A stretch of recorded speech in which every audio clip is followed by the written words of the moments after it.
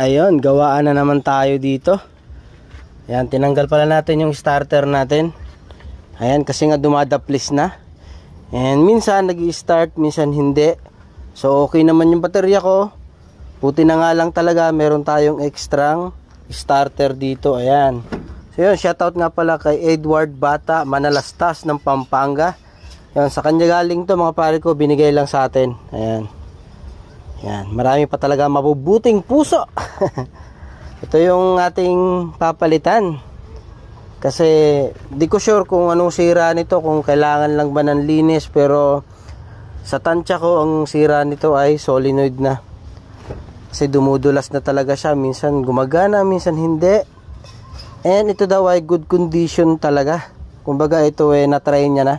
So hindi niya to nagamit sa Kia Pride niya, kasi nga yung Kia Pride niya mga pare ko ay automatic na GTX.